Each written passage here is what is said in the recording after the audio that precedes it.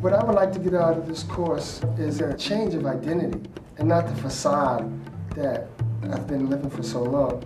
I was just listening to what he was talking about. I mean, you know, I just look at the other side. I see my mother outside. I see my younger brother. And I see myself like, nah, I can't fall, you know. I'm gonna pick my feet up and stand up for myself. I'm not just gonna let this place, you know, just put me down like I'm nobody. 12 weeks from now, I was thinking about being able to have that ability to be able to love myself. You know, the appropriate name, it's an appropriate name, House of Healing, because when we heal, our whole family heals. Our children, our mothers, our grandparents, you know, our brothers, because when our family can see us doing good, then they can smile and that gives them incentive to do good. Have you ever thought about volunteering in a prison or a jail? That thought had never crossed my mind until one day after a public talk that I was giving on the topic of anger and resentment, a woman came up to me and said she taught in a prison in Massachusetts and would love me to come in to address the class.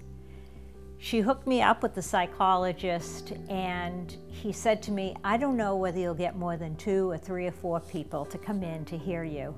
But I had agreed to do it, and when I arrived at the room in the prison at 9 o'clock in the morning where the talk was to begin, there were 120 men waiting for me to begin.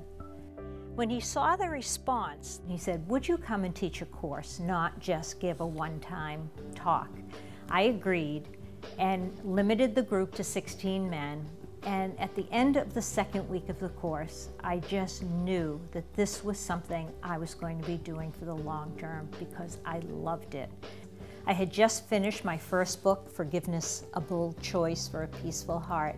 And I thought, maybe there's another book to be written to bring the spirit and content of this emotional literacy work to prisoners across the United States.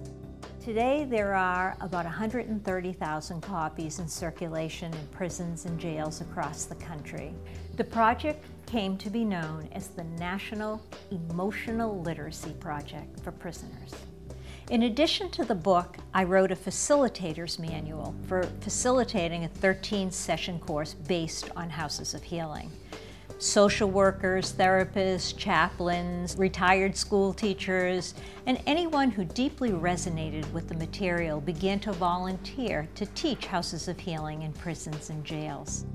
Many people have said that facilitating the Houses of Healing course has been the most, or one of the most, meaningful experiences they have ever had. I've been teaching Houses of Healing about 12 years.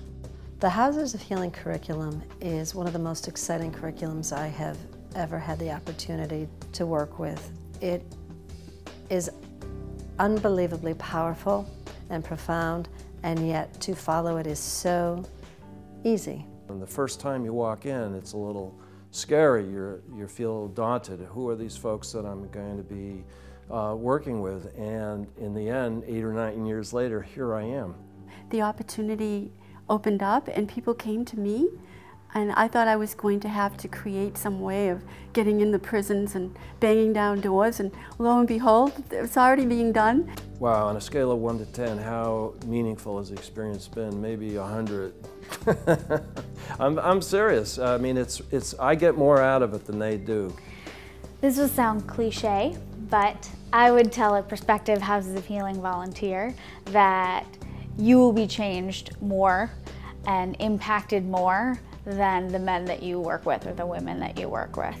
What I would tell a prospective Houses of Healing facilitator is do it, because you will benefit 100 times over. Not only will you learn the material, which itself is worth $1 million, but you'll walk away feeling like you've made a difference in the world. I would tell a prospective Houses of Healing facilitator that if this is something that sounds at all interesting, say yes, because it comes back 1,000-fold. Volunteers who facilitate the Houses of Healing program often play a pivotal role in altering the life course of the men and women that they work with. Houses of Healing is a mindfulness-based, research-driven program with a heavy dose of hopefulness. I was involved in the streets. I sold drugs and I gang-banged a lot. And the end result was I killed the individual. I hurt a lot of families. I hurt a lot of people, you know, and I didn't think about that. I didn't think about the ripple effect it would cause someone else. I was in juvenile system for 11 months, and then I was transferred to an adult facility at the age of 17.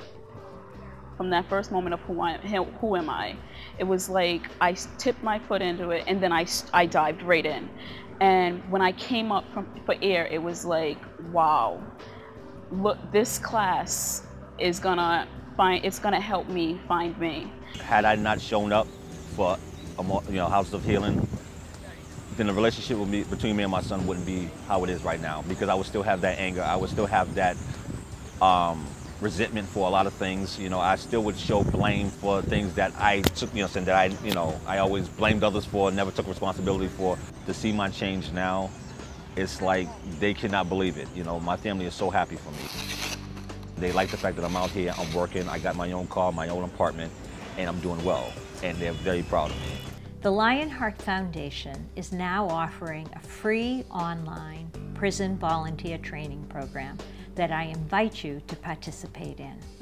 It is for people who have done some self-reflection themselves, who believe in the dignity of all human beings, and who are comfortable working with groups.